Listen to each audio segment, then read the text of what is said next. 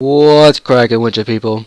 This is the Devious Wolf and welcome back to another Sunday showcase of a much older game called Sonic Riders, released in 2006 on the original Xbox.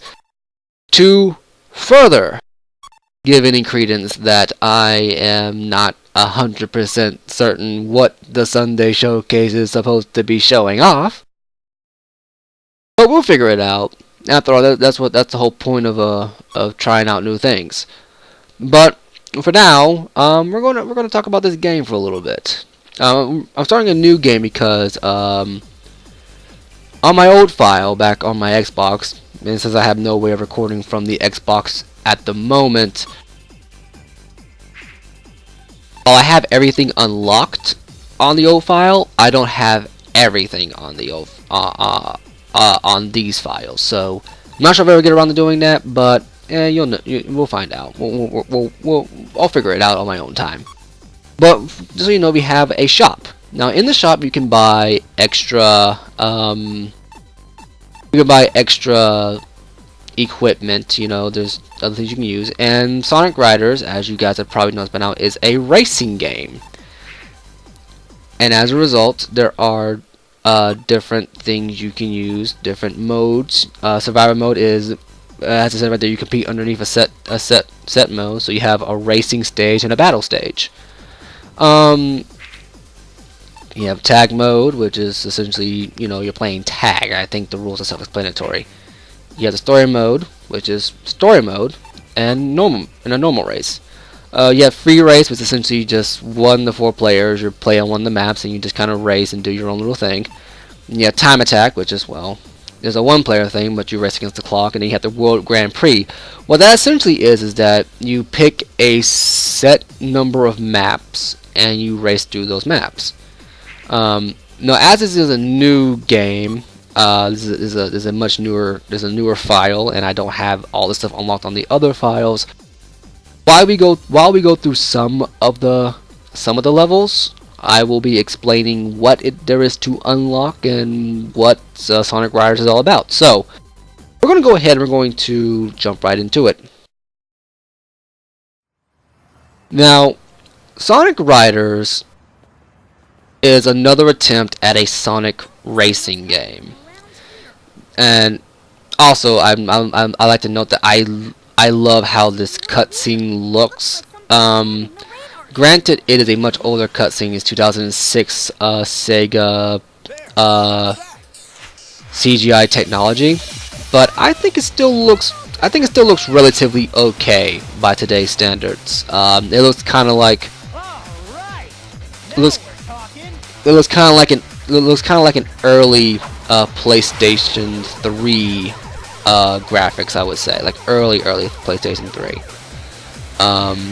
Which makes sense because this came out at the tail end. As this came out in 2006, I think the original Xbox 360 and PS3 were out at this point in the game. But the premise of Sonic Riders is that you have to find the 7 Chaos Emeralds and figure out what it is Eggman's planning. Of course, along the way you're going to be racing against our antithesis characters, the Babylon Rogues. Now, if you've played games like Sonic Adventure, Sonic Adventure 2, Sonic the Hedgehog 2006, and Sonic Heroes, this game has multiple stories. And by multiple stories, I mean 2 stories. It has the stories from the hero side perspective and stories from the Babylon Rogues. And what this does, and it is a form of storytelling that I'm a big fan of, because what it does is that it effectively, if you use it right, it either gets rid of the good guy, bad guy, like good versus evil storyline. It makes more protagonist, antagonist, and you get to see both sides of the argument. Now, let's get into one thing about Sonic Riders, at least Sonic the Hedgehog as a racing game. Sonic the Hedgehog has had, I think, 3 separate attempts at a racing game. Also, here are the in-game graphics, which don't look that good, especially since on the Xbox 360 you get these little white shadows underneath the character models, which is supposed to be where the black shadow of the character model is supposed to be, but given that it's a 360 emulation, there you go. It's a small detail, but it doesn't bug me too much. But the problem with a Sonic racing game is that Sonic the Hedgehog is billed as the fastest character alive. There should be no reason why he shouldn't win every single race he's ever in. He shouldn't need a car. He shouldn't need any kind of extra apparatus to help him with a race. And you're right. But look at it from this standpoint. In terms of Mario Kart, why in the world would Mario willingly race in a friendly karting match with Bowser? To have fun. That's essentially it. And I think that Sonic Riders is honestly, in my opinion, and keep in mind, this is from me having played this game. I have not played Sonic R, and I've had very limited experience with Sonic and Sega All-Stars Transform. But I feel like Sonic Riders is the best way at attempting a Sonic racer, because it fits with the style of a Sonic game. And jumped the gun there a bit, but this isn't too hard. You have your general boost, which is the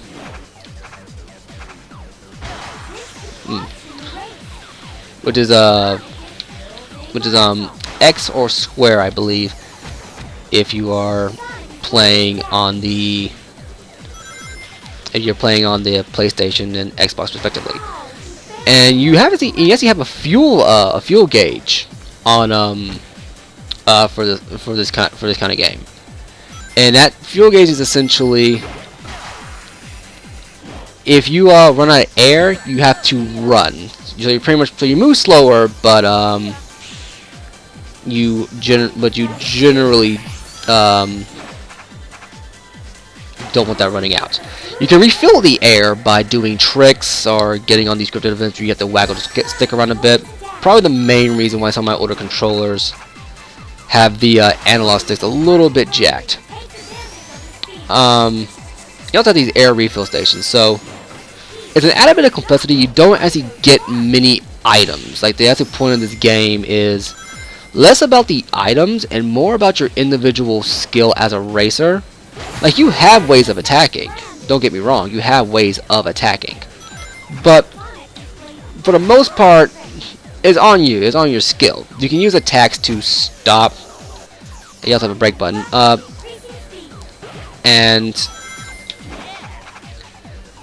I don't know. It just feels like a better racing game, because what it allows you to do is that it fits a little bit more in with the Sonic series of like attitude and whatnot. Because it makes sense that Sonic, if he wants to take a break from running, he would get on a board as opposed to getting in a car. You know what I mean?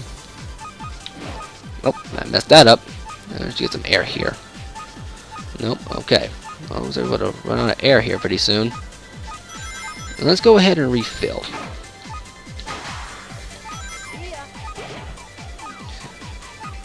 And there should be a pit stop right here. You can leave early just by hitting A, but you know. And each character has a mode of attack, and it's not that hard to win. These games really aren't that difficult. And like I said, like, the first race is to finish in the top 3. I finished in second because I had to take a pit stop. If I kept running, I probably could have made it, but you know. But more to the point, I like the idea that Sonic gets on a board rather than a car, because it does exemplify, like, you know, with Mario and Bowser on go-karts. You know, it's like, okay, we'll take a break from kidnapping the princess today and we'll go karting. And terms of Sonic, it's like, you know, I can take a break from running and just ride on a board for a little bit, or skates, because there are 3 forms of extreme gear, which is what the boards are called. So if you are you're familiar at all with like the X Games, that's kind of what they're trying to go for. But you have boards, you have scooters, and you have skates. On boards, you can get special abilities. Some boards let some characters fly. Scooters will enable some characters to use power attacks. And some skates will allow people to grind on rails using speed abilities. Which brings me to my next point. In this game, you have 3 classes of racer. Usually inside most racing games, you have a heavy class, a medium class, and a lightweight class, depending on what kind of game you're playing. But they're usually based into those 3 kind of groups. Like some carts or cars or characters are lighter, so they have a higher top speed. Some are heavier, so they have a higher acceleration. In this game, you have speed, which the only difference is that you are able to take shortcuts that are accessible only through grind rails. And they have them labeled as speed, power, and flight, so it's hard to miss. They're kind of still running off of the Sonic Heroes formula. You have flight, which is some characters have the ability to use shortcuts that allow them to fly through most of the level, and some characters have power, which allows them to destroy obstacles in their way. Here's the catch to a power character. When they open up a shortcut, anyone can go through it. But speed characters and flight characters, not the case. Not the case. You can't follow a speed character or flight character along their shortcut if they take it. But the mechanics are there. They're simple, and it gives you a little bit of variety in how you want to go about it. Some shortcuts, especially the speed shortcuts, you have to be on the ball with, because sometimes they'll cut off a rail halfway through the shortcut, and you have to land on it, and then you can fall through it. Flight shortcuts, you might miss a flight ring, which will be showing off here pretty soon, and you might fall down and miss it. And power shortcuts, you might miss something and fall into a pit. Once again, finish within the top 3. But the point is still there, you know. And since we're playing as Tails in this level, we will be showing off the flight mechanics. I want to wait back a little bit, run forward, and if you time it right, you can get a good start, like I did not show last time.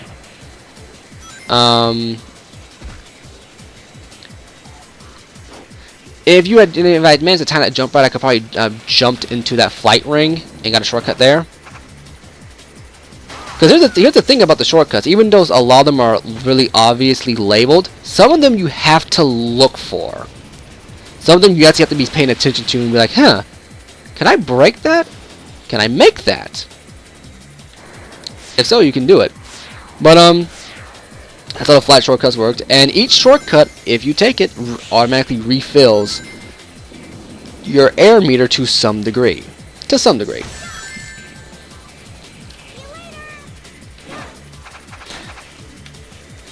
And doing tricks also increases your shortcut and whatnot.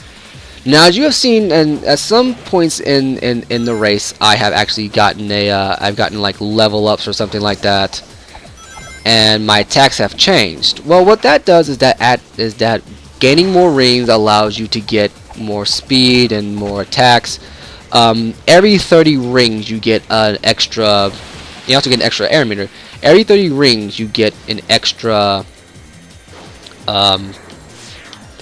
speed boost, an extra attack, as well as an extra bit of air.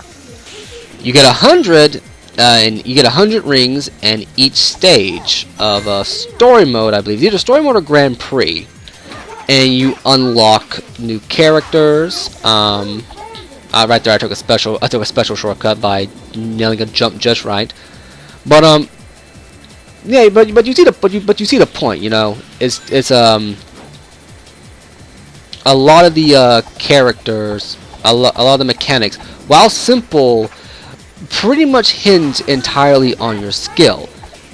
And I think that's how that's how and I think that's how Sonic should have kept going. Which is why I wish that the Sonic Riders series had kept going, because they had 2 really good games. There are 3 games in Sonic Riders, don't get me wrong, but they had 2 really good ones. The third one I hear very bad things about. It's Sonic Free Riders. The Sonic Riders and Sonic Zero Gravity each bring enough new to the formula that it makes the games even funner. They add a greater vehicle variety and extra characters. Now, the story in Sonic Riders is pretty much like the story in most racing games that involve a story. I think the only racing game I've ever played in which I've been deeply invested in the story is it's either Jack X or Jack Cross. I have never been able to remember what the proper pronunciation of that title is, but it was the Jack and Daxter Combat Racing, it's Jack X Combat Racing. And I really enjoyed the story in that game because that story was very involved. This one is very much run-of-the-mill, goofy, has a little bit of fun, like especially right here with Knuckles, and especially in the earlier scene where Knuckles got confused with how Tails was explaining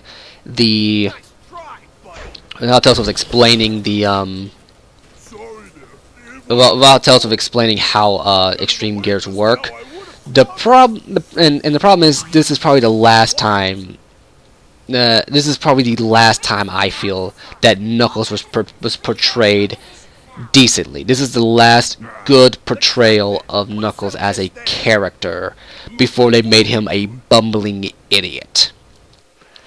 Now this is the first mission where you have to get first place. It's mandatory.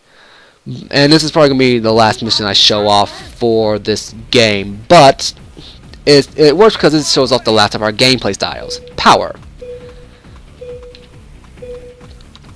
And if I can get to a proper point, we can go there. Now, the closer you time that running start, the faster you go. Now, here's the thing about power characters. Much like how with speed and flight characters, how some of their shortcuts aren't obviously labeled. Some of the power characters' abilities aren't obviously labeled as well. Like back there, you probably saw some robots floating in the way. Well, you can beat up those robots. Ah, man, this guy got in my way. I wanted to show off the power shortcut. But if you had run into it and started hitting on them, you can get air back, which is one of the advantages to being a power character. Is that there are times, especially like here, like if I go through here, you can punch that guy hit me. You can punch through some of the obstacles, some of the stage hazards, and get air back for your character. No, they are vicious today, aren't they? Now whether or not we win this race, this will be the last one I show off. But it should show off. It's like what I'm trying to show off here. Also, one thing you want to note is that even though you're technically doing the exact same moves, certain characters have special moves for tricks that have special names to it. Like you might have saw one as like Meteor Impact or something. Tails had one as like Yellow something or other. I need to get off this air. And there's the power shortcut. Gotta turn sharply into it, but you can do that. And there's a 100 ring capsule there to the left. I'll try to get to it, but there's no guarantees. Because in every level, there is a ring capsule hidden that gives you an automatic 100 rings. And that helps because it gives you an instant level 3 boost. And that gives you added speed, it gives you more air to work with, that kind of thing. And I think that's just a cool way of doing a racing game, because your goal here is not so much to rely on ring capsules and not ring capsules, but on like stage capsules, like item boxes, to gain an advantage over your opponent. You need to be smart with how you're playing the game. Ah man, I fell off. You need to be smart with how you need to be smart with how you use your air, as it were. You need to be stylish using tricks, and you just generally need to be good at the game. And is honestly why I feel it's one of the better racing games out there. It's I won't say it's as good as Mario Kart, because Mario Kart offers a different kind of challenge than Sonic Riders does. But for the life of me, what Sonic Riders does attempt to do, what Sonic Riders does attempt to show off, is still very much worth the price of admission.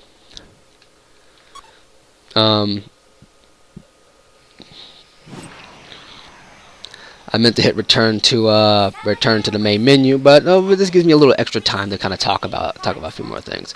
But when playing Sonic Riders, you can unlock several optional stages and several new characters. Ooh La La, I believe, from Sega's Space Radio, I believe.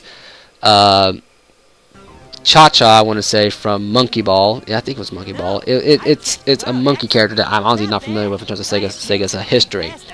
But you can unlock new characters, new cars. Eggman's playable. You can unlock 2 of Eggman's robots. We've actually seen both of them in this current showcase. The green ones and the red one, and the red robot that Knuckles and Storm knocked over. But what I think, but the one failing of Sonic Riders, and I think why it hasn't done so well in the long run, is that there just aren't that many stages. There are not many stages in here. I mean, if you've played both of the story modes in Sonic Riders, the Heroes and the Babylons, you've seen all the stages they have to offer. There aren't many more unlockables beyond that. And the Babylon stages are just the stages we've been through, but in some cases they have a completely different layout, like how the course moves, where the turns are. It's different. It says defeat Wave, but we're not going to worry about this one for right now. We're going to back out to the main menu here. But you don't really unlock new stages or new characters. What I think would have been better is not so much unlocking more new characters, because Sonic and Sega All-Stars pretty much has that unlocked now. Just because it's a celebration of a lot of a lot of Sega characters. What would have been better is if they had brought in more stages from the Sonic franchise. Like imagine going through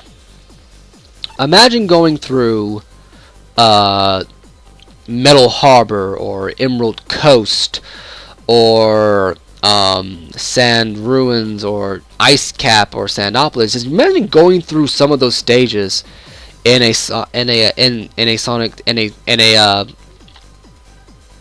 I forget what you call these kind of sports with skateboards and rollerblades and scooters, that kind of like motocross. I think it's motocross. Just imagine going through that with that kind of style, with this kind of gameplay, without the need for item boxes to get an advantage. You just need to keep your air up. You need to keep doing tricks.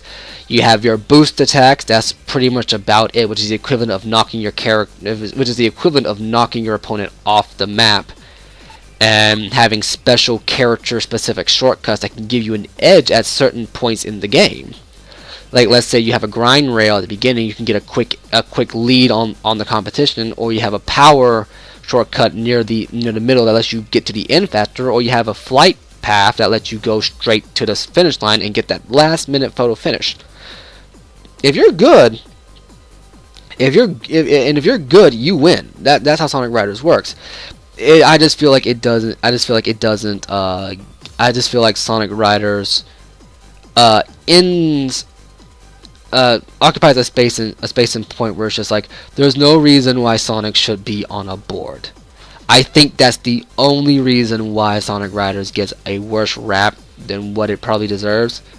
Because it's a decent enough game. It's a decent enough game on its own. It has decent enough mechanics for a racing game. The premise, while far fetched, is still cartoony enough that we can have a lot of fun. Wow, that is glitching out.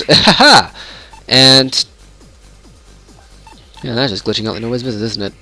And I think it's generally a worthwhile look. If you are curious to see how this style of Sonic racing gameplay works, I recommend looking up Sonic Riders and Sonic Riders Zero Gravity.